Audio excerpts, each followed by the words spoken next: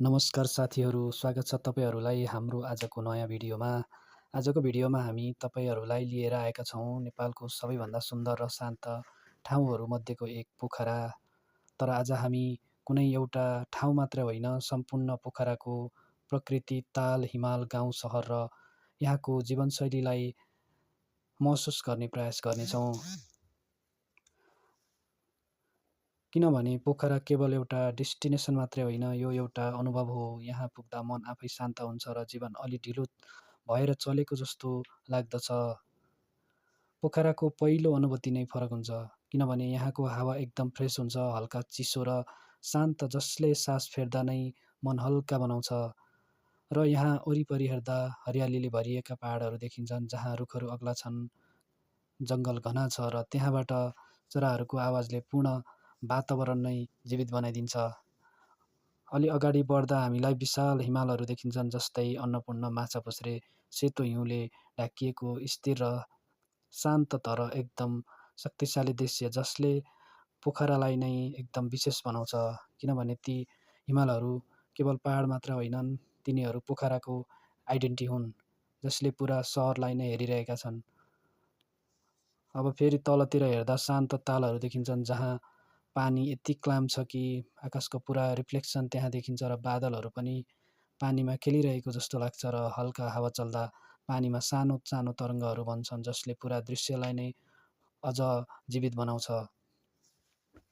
त्यसपछि हामी पोखराको गाउँतिर महसुस गर्छौँ, जहाँ हरियो खेतहरू छन्, सानो सानो घरहरू छन् र जीवन एकदम सिम्पल छ, जहाँ कुनै हतार छैन, कुनै भिड छैन, सबै कुराहरू आफ्नै गतिमा चलिरहेको हुन्छ।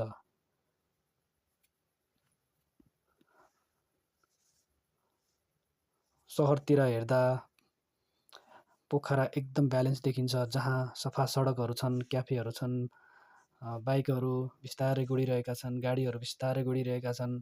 मानिसहरू आफ्नो आफ्नो जीवनमा व्यस्त छन्, तर त्यहाँ कुनै पनि हेभी रोष छैन। कुनै सिटी लाइफ पनि शान्त छ र नेचरसँग जोडिएको छ, जसले पोखरालाई नै अझ युनिक बनाउँछ। दिन बिस्तारै बढ्दै जान्छ र सूर्य झुक्न थाल्छ। आकाश सुनौलो रङमा बदलिन्छ र त्यो गोल्डन लाइटले ताल, हिमाल, पहाड, सहर सबैलाई एउटै रङमा ढाकिदिन्छ र त्यो बेला पोखरा हेर्दा लाग्छ कि यो कुनै पेन्टिङ हो, जुन प्रकृतिले आफै बनाएको हो।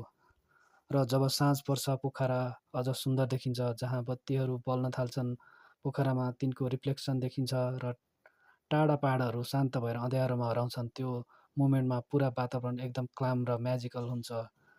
र यही हो पोखरा, जहाँ ताल छ, हिमाल छ, जङ्गल छ, गाउँ छ र सहर पनि छ, तर सबै कुरा एकदम पर्फेक्ट ब्यालेन्समा छ। जहाँ प्रकृतिले जीवनलाई आफ्नो तरिकाले सजाएको छ र त्यहाँ आएपछि मान्छे केवल दृश्य होइन, शान्ति पनि लिएर फर्किन्छ। साथीहरू, आजको भिडियो यत्तिकै। यदि तपाईँलाई यस्तो नेचर भ्लग मन पर्यो भने भिडियोलाई लाइक गर्नुहोस्, च्यानलमा नयाँ हुनुहुन्छ भने सब्सक्राइब गर्न नबिर्सिनुहोला र कमेन्टमा भन्नुहोस् तपाईँलाई पोखराको कुन भाग सबैभन्दा मनपर्छ, ताल, हिमाल कि गाउँ। अझ यस्तै सुन्दर ट्राभल भिडियो लिएर हामी फेरि भेट्नेछौँ अर्को नयाँ भिडियोमा। धन्यवाद।